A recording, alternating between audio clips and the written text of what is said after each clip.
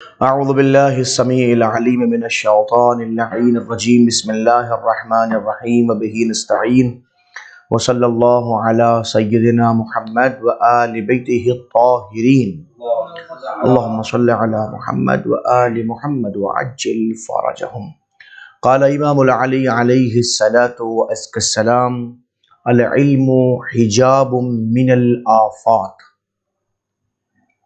مولا متقیان حضرت علی ابن ابی طالب علیہ السلام کا ارشاد گرامی ہے کہ العلم حجاب، علم حجاب کا نام ہے، علم حجاب ہے۔ حجاب حجب یحجب حجبا، حجب حجب یعنی اے منع یمنع، جو چیز مانع ہوتی ہے اسے حجاب کہا جاتا ہے۔ تو حجاب یہ مانع ہوتی، کیا مطلب؟ فرض کیجئے آپ یہاں کھڑے ہوئے ہیں اور دیوار آپ کے اور ایک اس فرد کے جو اس کے مقابلے برابر میں کھڑا ہوا ہے حجاب بن گئی۔ اب یہ کیسی حجاب ہوتی ہے؟ چونکہ یہ مانع ہو رہی ہے دیوار آپ کو اسے دیکھنے کی جو دیوار کے اس پار ہے، اور اس کو آپ کو دیکھنے کی جو دیوار کے آپ اس پار ہیں۔ تو آپ کے اور اس سامنے والے انسان کے جو ادھر کھڑا ہوا درمیان میں دیوار ہے، اور اس دیوار کو آپ حجاب کہیں گے، چونکہ یہ مانع ہو رہی ہے اسے اسے دیکھنے کو، اسے دیکھنے کے لیے۔ سمجھ میں آ گیا حجاب کو حجاب کیوں کہتے ہیں؟ کیونکہ خاص طور پر اب تو مسئلہ حجاب کا پورے ہندوستان میں چل ہی رہا ہے، خاص طور پر کہ حجاب ہونا چاہیے۔ وہ حجاب ہے کسے کہتے ہیں اصلاً؟ دیکھیے ابھی وہ عموماً اس لفظ کو بدل دیجئے، پردہ ایک خاص طور پہ لفظ خواتین میں، پردہ تو آنکھوں کا ہوتا ہے، نظروں کا ہوتا ہے پردہ۔ یہ عموماً خواتین کہہ دیا کرتی ہیں آپ نے برقع نہیں اوڑھا، برقع کی کیا ضرورت ہے، پردہ تو نظروں کا ہوتا ہے۔ یہ سب الفاظ راستے سے بھٹکانے کے لیے ہوتے ہیں، سمجھنا آپ؟ یہ حجاب کا مطلب ہے جہاں جو چیز مانع ہو جائے۔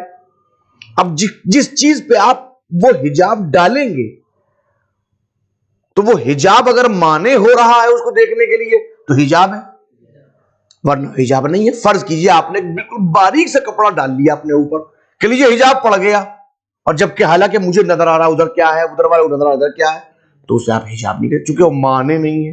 تو العلم حجاب، حجاب علم جو ہے وہ حجاب ہے۔ اچھا نا، علم ہے کس سے حجاب ہے؟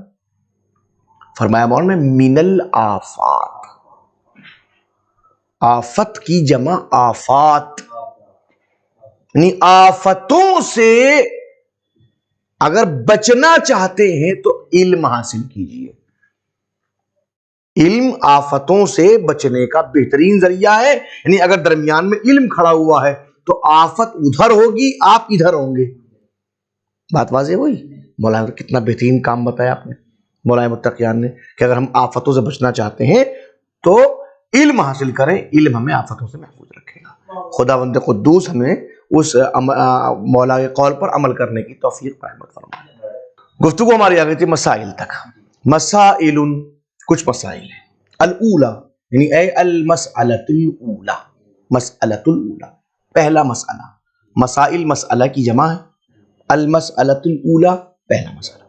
الشہید لا یغسل ولا یکفن، شہید جو ہوگا، جو اللہ کی راہ میں شہید ہو رہا ہے اور امام کی موجودگی میں یا نبی کی موجودگی میں ان کے حکم سے کہیں جا کے قتل ہو رہا ہے جہاد فی سبیل اللہ کرتے ہوئے، تو اسے شہید کہتے ہیں۔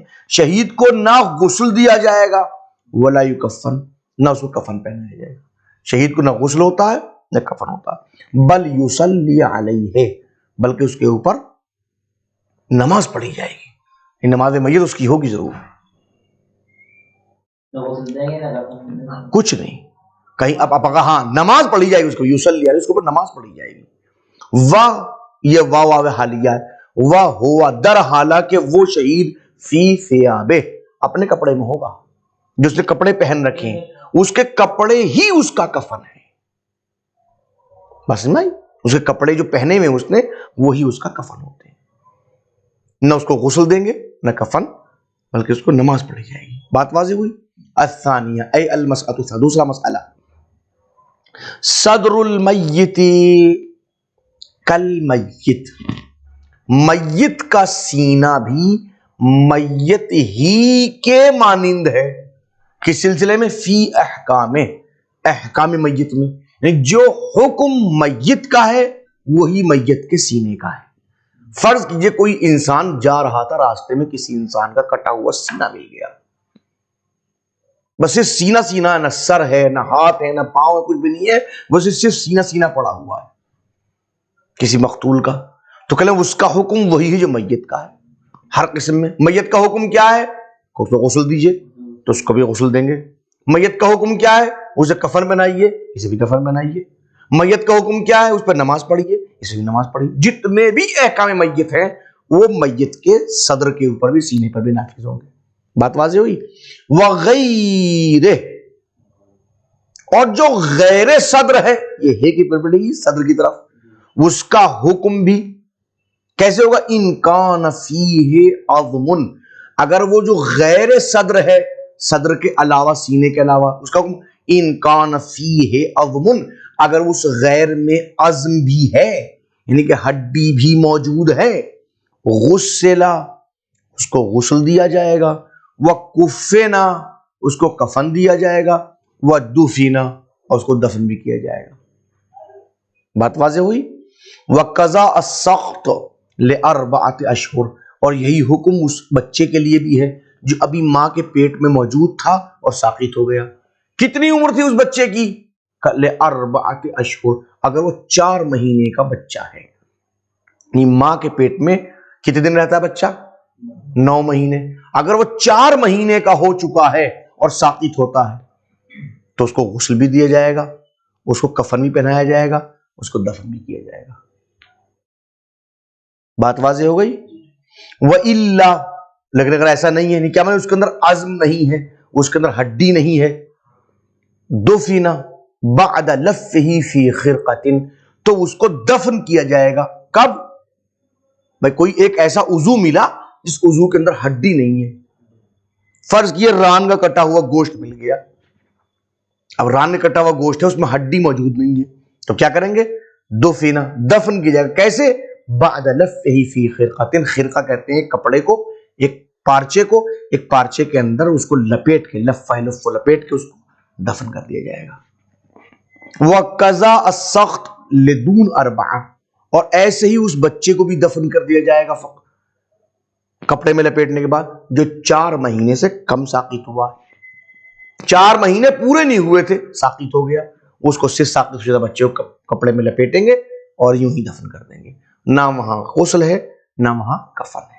بات واضح ہو گئی؟ الثالثہ، یعنی المسئلہ، تیسرا مسئلہ، ٹھیک ہے نا؟ یؤخذ الکفن من اصل الترکہ قبل الدیون، کفن جو لیا جائے گا وہ اصل ترکہ سے لیا جائے گا۔ ترکہ جو چھوڑ کے جانے والا، چھوڑ کے جاؤ، تو ترکہ کہتے ہیں۔ فرض کیجئے میں اس دنیا چلا گیا تو اب جو کچھ میں چھوڑ کے جاؤں میرا ترکہ ہوگا۔ میں ایک گاڑی چھوڑ کے گیا، گاڑی میرا ترکہ، میں ایک گھر چھوڑ کے گیا، میرا گھر چھوڑو، میں بینک بیلنس چھوڑ گیا، میرا پھر ترکہ، میں کھیت چھوڑ کے گیا، وہ کھیت، میں باغ چھوڑ کے گیا، جو کچھ میں چھوڑ کے جا رہا ہوں میرا ترکہ ہے۔ اب یہ ترکہ جو بھی ہے، جو ترک کیا ہے نا میں نے، یہ ترکہ ہے وہ، تو جو کچھ بھی میں ترک کروں اس کے اصل میں سے، اسی اصل میں سے کفن لیا جائے گا، نکالا جائے گا۔ قبل الدیون، میں گیا تو جناب علی میں اس طرح گیا، اس حالت میں گیا تھا کہ میں متعدد افراد کا قرض دار بھی تھا، کہ قرض دار کے قرض کو بعد میں نکالیں گے، کفن اس کا پہلے نکالیں گے۔ بات واضح ہوئی؟ قبل الدیون، دین کی جمع دیون۔ وَكَفْنُ الْمَرْأَةِ، کفن المرأة علی زوجہا، عورت کا کفن اس کے زوج کے اوپر ہے، جو اس کا شوہر ہے اس کے اوپر ہے۔ وَإِن كَانَتْ مُوسِرَةً، اگرچہ اس کے پاس میں بہت زیادہ وسعت بھی کیوں نہ ہو، وہ بہت مالدار ہے، بہت مالدار ہے، مگر جب وہ مرے گی تو اس کا کفن اس کے شوہر کے ذمہ ہے، اس کے طریقے سے نہیں لیا جائے گا۔ بات واضح ہوئی اچھی طرح سے؟ اب آئیے الرابعہ، یعنی المسألۃ الرابعہ، چوتھا مسئلہ، الحلال الحرام کالحلال، حرام جو ہے وہ حلال ہی کی مانند ہے۔ حرام سے کیا مطلب ہے؟ یہاں اصل میں درقیق کسی صفت کا استعمال کرتے ہوئے کبھی کبھی اس کے مصدر کو استعمال کر لیا جاتا ہے، جیسے فرض کیجئے زید العدل، عدل ہے مصدر، اور جو اس صفت سے متصف ہوگا اسے کہیں گے عادل. زید عادل ہے، لیکن وہ عدل میں اتنا زیادہ بڑھ چکا ہے کہ ہم نے اس کو عادل نہیں کہا، ہم نے کہا زید العدل. زید تو خود عدل ہے. اب یہاں پہ اس لیے الحرام کل حلال.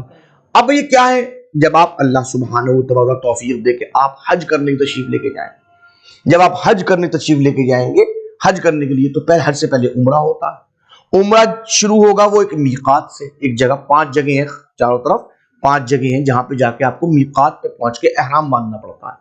وہاں جا کے آپ کو نہائیں گے اور ہم احرام باندھیں گے. احرام کیا؟ 2 کپڑے ہیں، 2 2.5 میٹر کے، بالکل تہمت ٹائپ کے.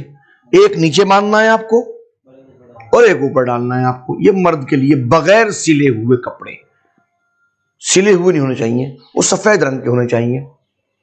اسے کہتے ہیں احرام. جب وہ باندھ کے کہیں گے لبیک اللہم لبیک، تو آپ بن گئے محرم. چونکہ آپ نے احرام باندھ لیا ہے، یہ آپ ہو گئے محرم. محرم کا مطلب کیا؟ اب 30 چیزیں آپ کے اوپر حرام ہو گئی. 30 چیزیں ہیں جو آپ کے اوپر حرام. کون کون سی ہیں؟ جب کتاب الحج پڑھیں گے تب سمجھ میں آئے گی آپ کو انشاءاللہ، وہ وہاں پڑھائے گا. تو اب آپ ہو گئے محرم. کیا بن گئے آپ؟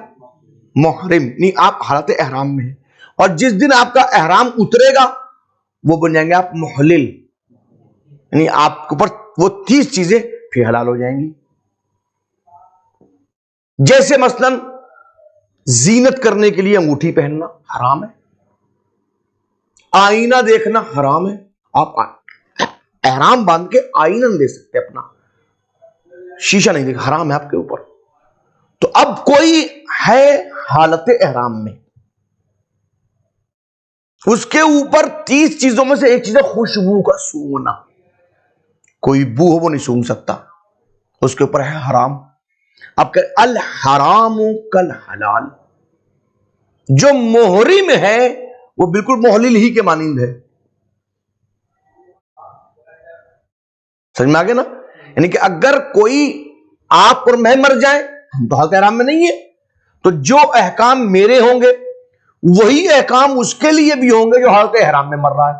اس کو بھی غسل دیا جائے گا، اس کو بھی کفن پہنایا جائے گا، اس کو بھی نماز پڑھی جائے گی، اس کو بھی دفن کیا جائے گا، وغیرہ وغیرہ. سارے کام جو ایک محلل کے اوپر ہوتے ہیں وہی محرم کے اوپر. الحرام کل حلال. جو حالت احرام میں مر جا رہا ہے اس کا حکم بھی وہی ہوگا جو حالت حلیت میں مر رہا ہے. بات واضح ہو گئی؟ الا مگر یہ کہ فی الکافور، کافور کا جو مسئلہ ہے وہ فلا یقربہ، لذا کافور کو اس کے قریب نہیں لے جایا جائے گا. یہ کافور کہاں آتا ہے؟ کافور آتا ہے حنوت میں. جب غسل دیا، کفن دیا، کفن کے بعد حنوت ہوتا ہے. 7 اعضاء سجدہ، پیشانی، دونوں ہاتھ، دونوں گھٹنے، دونوں، ہاں، ان پہ آپ کو کافور لگانا ہوتا. کافور میں بو ہوتی ہے. جو حالت احرام میں مر گیا فلا یقربہ، چونکہ وہ حالت احرام میں مر گیا تو لہذا کافر اس کے نزدیک نہیں لے جائیں گے. ٹھیک ہے نا؟ بس باقی اور چیزیں جو ہیں نہیں ویسے کے ویسے رہیں گی. الخامسہ، 5واں مسئلہ، 5 ہی مرحلہ سامنے آ جائے گا. ٹھیک ہے نا؟ اس کو مکمل کر دیں.